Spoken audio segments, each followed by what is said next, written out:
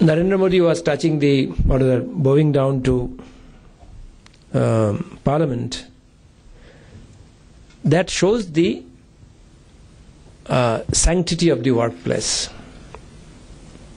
And it is so critical today because that is going through significant metamorphosis.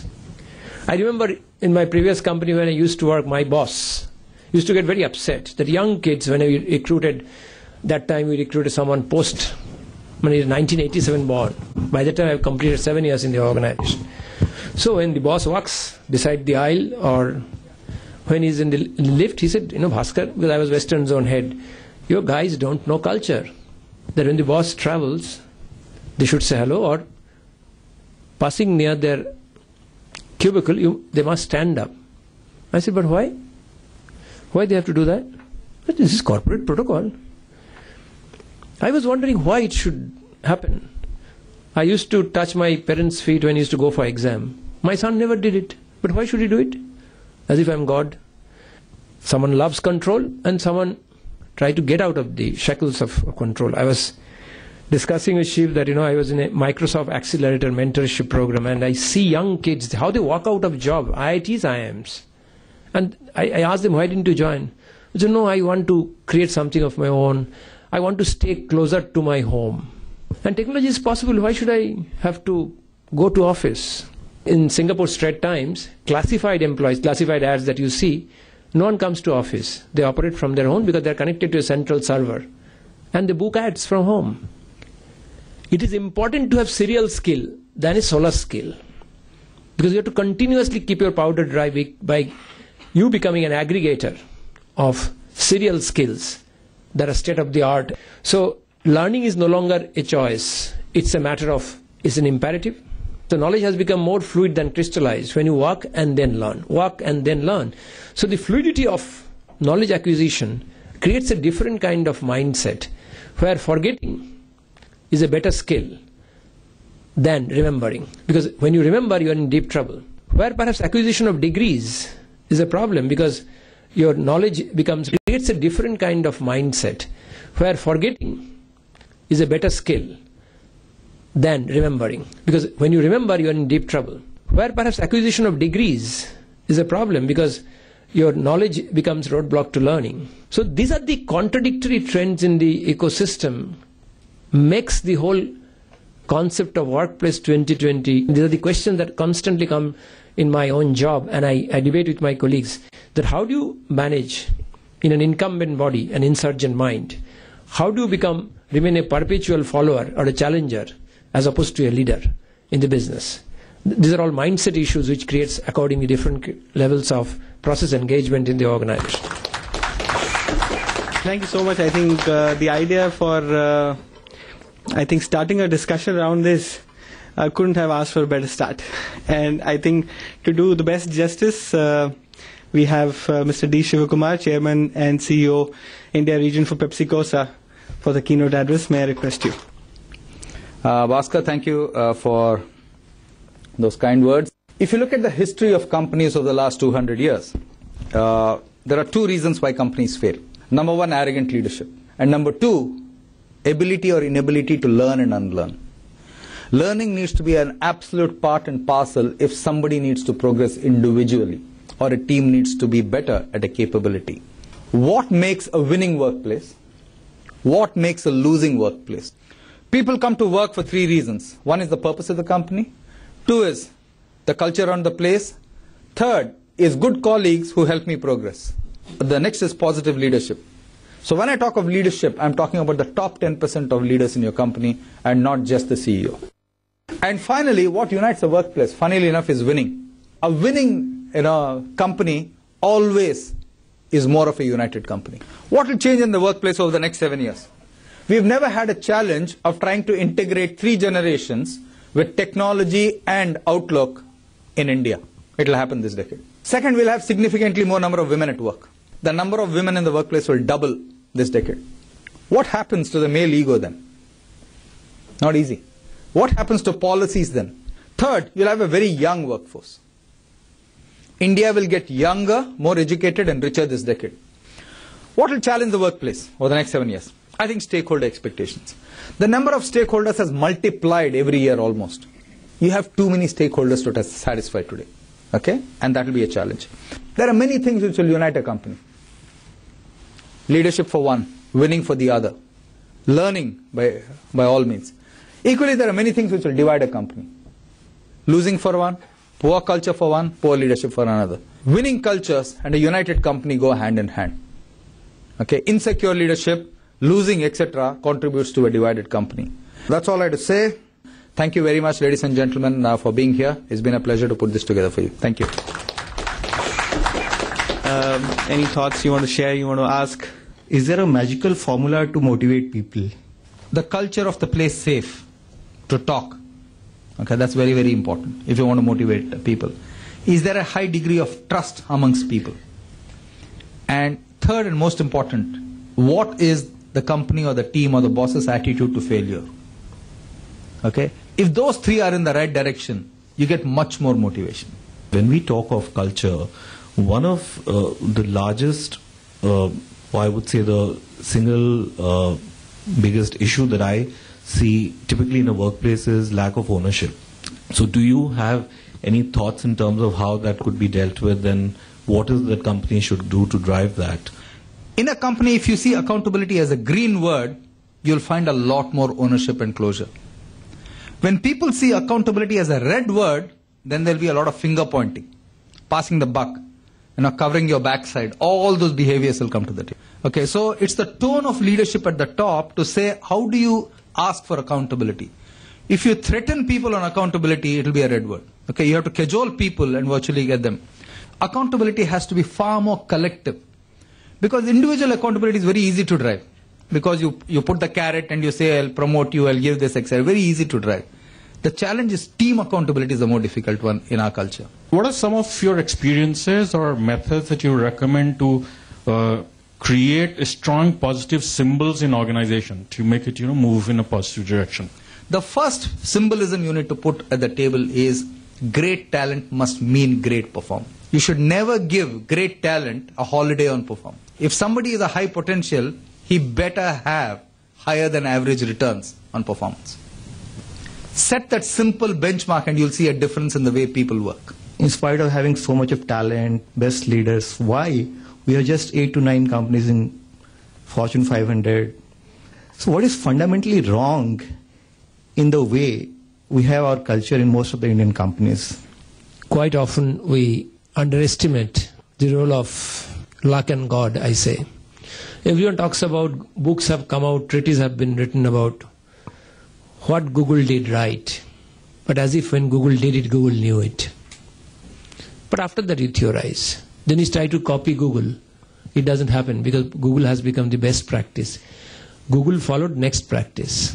So the next organization have to go for next practice, whether in people, whether in business process, innovation, everything. So Fortune 500 companies are a culmination of a constellation of capabilities. If you look at it every decade, every moment, if you look at even the whole the phone business, mobile phone business, 5 decades, 3 decades, 5 leaders. Why it happens is because of the fact that we become so enamored with success, we stop. Then you become a defensive player. You are no longer offensive when you start the journey. Nokia once did that, sold all its companies, became a big player, and now suddenly Nokia has become a butt of joke, or for that matter, suddenly BlackBerry become, for a change, will be used as a fruit.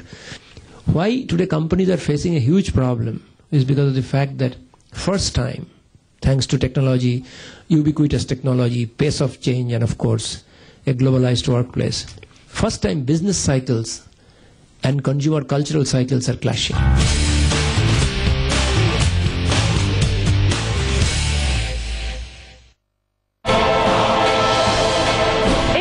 जो बनाएगा सुल्तान. Any party will give the full majority like Congress or BJP. Market will boom boom again. आप तो market analyst के साथ political analyst भी बन सकते हैं. आप तो ज्योतिष पढ़ेंगे. That's why investing into bond and also the money will be protected. But ये assumption ना थोड़ा खतरनाक है. कौन बना बेंगलुरु का सुल्तान। जानने के लिए देखिए Zee business presents India's biggest derivative reality show Sensex का सुल्तान सीजन 2 बेंगलुरु राउंड, शनिवार सुबह 11 बजे और रविवार शाम 5 बजे। Technology partner Videocon DDB. DDB नहीं तो टीवी नहीं।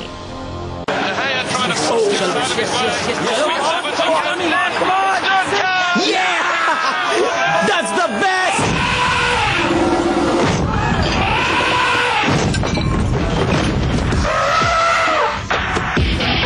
That calls for Carlsberg Elephant Club Glasses. Tree house में हम जानते हैं कि प्री स्कूल आपके बच्चे का पहला बड़ा कदम है। इसीलिए हमारे आसान और मजेदार लर्निंग प्रोग्राम्स 2 से 5 साल के बच्चों को देते हैं जरूरी नॉलेज और भरपूर कॉन्फिडेंस। द ट्री हाउस, नन्हे कदम बड़ी उड़ान। ओए काके, ऑमलेट चाहिए। 10 अंडे। भाई संता, बता दे गर्मी में अंडा नहीं बनता। कौन कहता है गर्मी में अंडा नहीं बनता? अंडे बना दे। अंडे खाओ, गरम गरम बन जाओ। दिल गाहे तराना शौक का, जमाना दीवाना शौक का।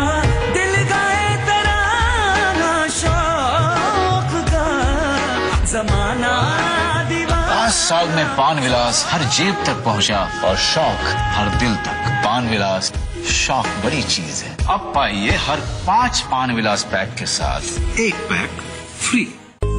हर खुशी की शुरुआत होती है अपने घर से, और घर शुरू होता है सीमेंट की एक बोरी से। वंडर सीमेंट, एक परफेक्ट शुरुआत। जब सरोकार से दूर हो सरकार, जब हाशिए पर हो आम आदमी के अधिकार, जब जरूरतों पर हावी हो जाए बाजार, जब देश के सामने खड़े हों कई अहम सवाल, तो जरूरी है बड़ी बहस। Big story, big debate with Amish Devgan at 8 p.m. प्रायोजक है BML मुंजाल यूनिवर्सिटी। देगी मिर्च का तड़का, अंग अंग फड़का, NDH की देगी मिर्च। Stop hair loss, start live on hair gain और LIC हाउसिंग फाइनेंस। घर बसाए रिश्ते सजाए।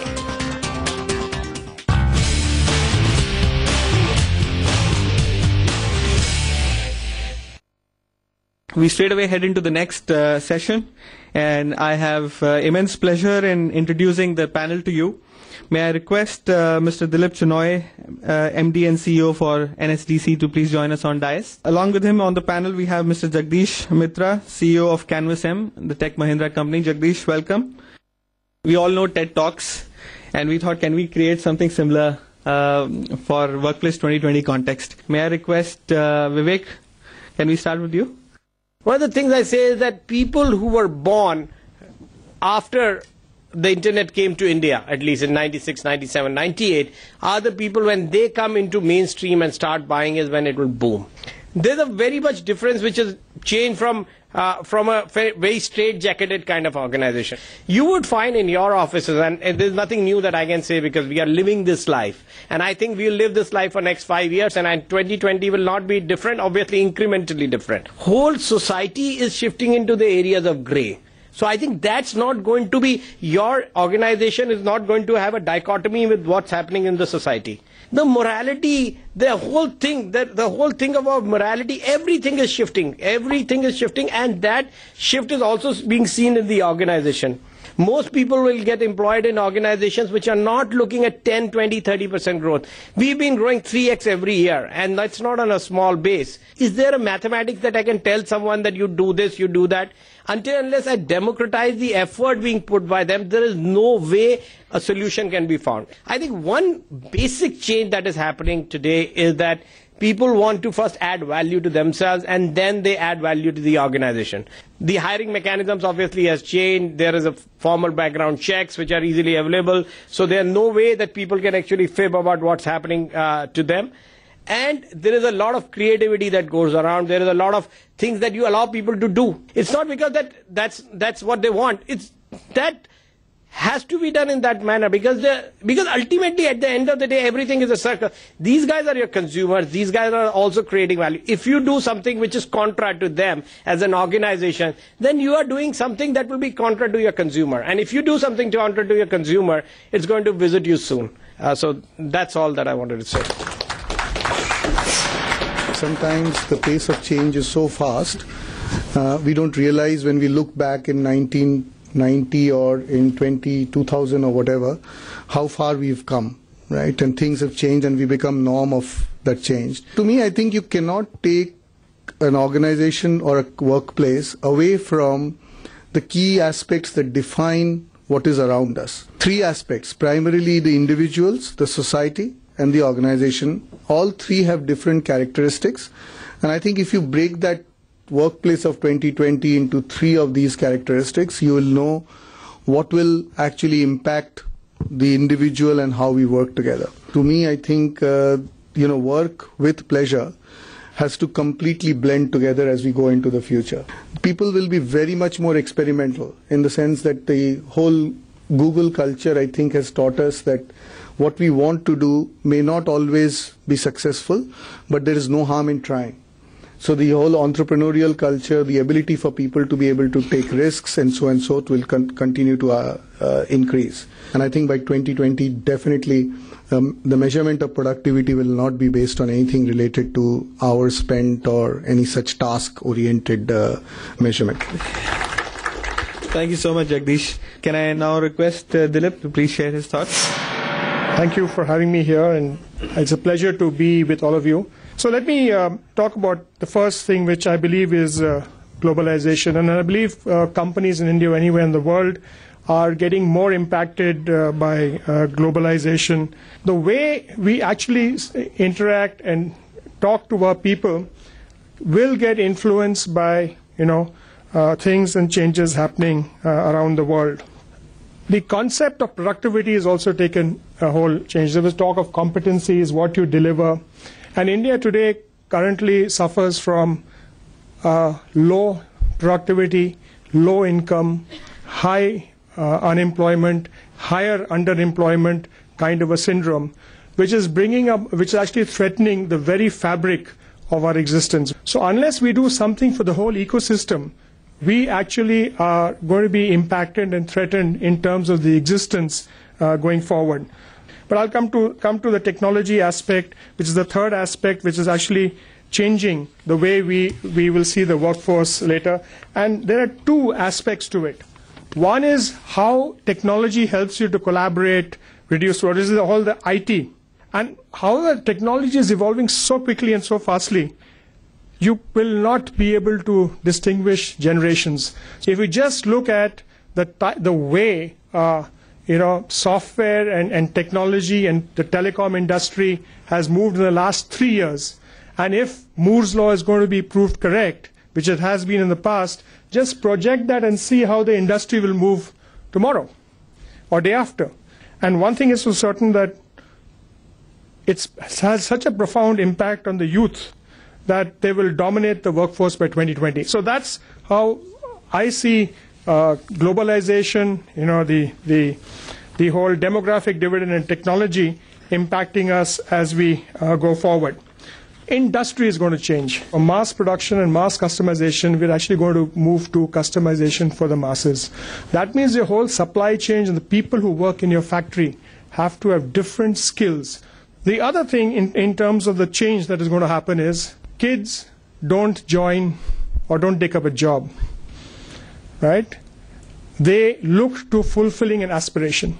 If your company is not attractive and if your industry is not attractive, you're actually going to find a challenge in getting people. And going forward, the war for talent is going to be very, very severe. So we actually have to do three things.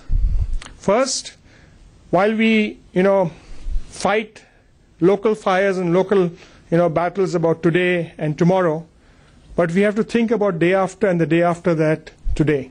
So while HR managers are looking at the workforce of today, we've got to anticipate and we want to gear people up for the workforce of day after. Hire a kind of fulfillment of our aspirations. And that is what will actually make us competitive organizations and will ensure that our organizations actually continue to exist as the Fortune 500 list. Thank you very much for listening to me. Thank you so much, Dilip, for that interesting talk. Now may I invite Sanjay to share his perspective with us, and then we head into the interaction.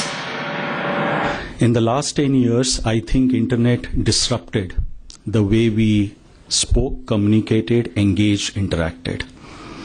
Somewhere we saw a seismic shift from capital investment to intellectual capital. So that means, at least in our discussion, if not in practice, we started telling us that in business, people is the core. What we have been focusing on, I think as organizations, we are focusing on profit. And in the equation, we added people. And in the last, we added planet. Now, when you look at that, that means from my perspective, you will have a various different kind of skills that would be required in the coming 5 years. That means as individuals, we have to unlearn and learn very fast. So organizations which will think about natural resources, which will think about planet, and are going to evolve their business models, they would be in business in the coming 10 to 15 years. Rest all will become extinct. We have been talking about industry and education collaboration. Is it really happening? My answer is no. Is going to happen tomorrow? The answer is yes. Because the businesses will be forced to collaborate with the education industry so that they can get the talent which they need in the coming 10 years. Otherwise, you will become extinct again. It's a journey that I think coming 10 years, though shows a lot of optimism, but will be very challenging, at least from a planet perspective, right? Thank you. Great. Thanks, Sanjay.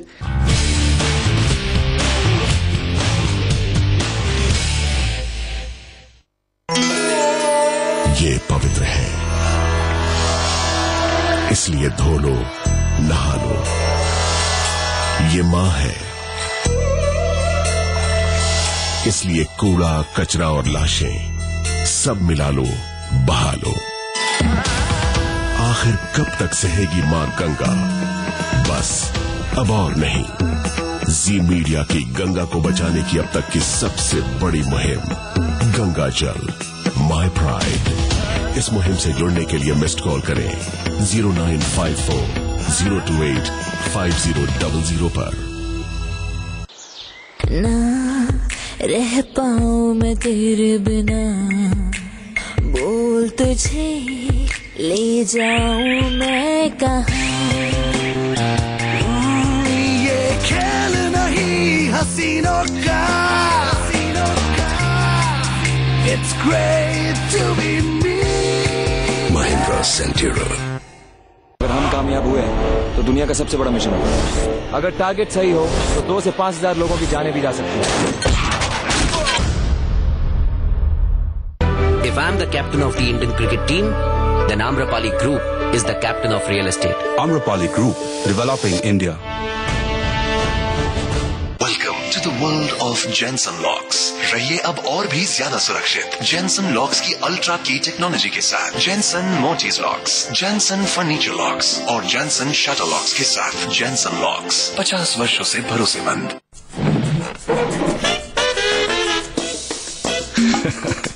हर कोई चाहे निराली stainless steel kitchen से सबका favourite.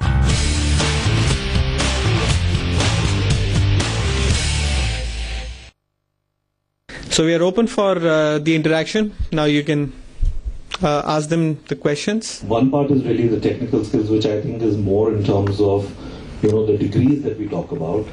And then there are the soft skills, which actually is not a degree, but it is a skill that you develop. So how do we kind of get people who actually have a blend of those two skills to make them more enjoyable right from, say, day one? If is a local call center, Indian call center, you hire a group of Kashmiris to service your clients in J&K. You hire a group of, let's say, Biharis, sorry if you use the term, to service the clients in Bihar. No. We want we think that everything is very, uniform in India. So it's a two-way situation. If you go to training providers who are providing you with BPO operators and say, can you do this for us, rather than teach soft skills, and this is the competency that we want, they'll do it for you. And similarly, if we start recruiting people to serve the customer groups that we want, we can actually, address this in a different manner. So it's a two-way kind of thing leading to the same end result. Even when go for the hiring as a corporate, we never say that we will be looking out for the skills. Our minimum criteria is to be looking out for MBAs. So are we really implementing whatever we are discussing here? We also want an open market situation, right? So we can't have best of both worlds. In an open market situation, people will open institutes and colleges that they will offer people to do their graduations and whatever. And it will be dependent on what kind of training and skills you provide them to be able to get to that role. What we are doing more and more is we have mandates within the corporation to try and push the not the quality barrier, but the qualification barrier downwards. So what was required to have been done by X plus 3 years experience has to be done next year by X plus 1 year's experience. And that's how each of the managers are targeted, or they're measured, and therefore they put training programs into place. Do big companies, when they go large enough, have iron walls between departments? So is that the reason primarily why a lot of high quality talent works for big companies but then comes to companies like yours? People are picking up things that can make them as a rounded entrepreneur, or or work in a very high growth environment. And I think one of the reasons that we are in a problem in not hiring whatever is because we've had pathetic growth. We've had a 4.5% growth. So I think it's more about, if the economy opens up, I'm a great believer in supply side. Supply side will open up. The entrepreneurs will invest in talent because they require it. They have no other option. I want to, take the advantage of being the host and asking you one last question. CEO's focus is more on people or numbers? I think from a service industry perspective, and Vivek would agree with me, that it is people. Getting the right person for the job is the biggest concern today. The challenges for a new company and growing at a fast pace, you can't do it without people. So I don't think there is any running away from that. I think if you ask me what gives me sleepless nights is probably a lot more, if I think back and stay back, is that am I doing enough to ensure that the people are actually being given the opportunity to do what they can do. I feel very humbled standing here in front of all of you that you made this. We had a great challenge, thanks to all the support that we got.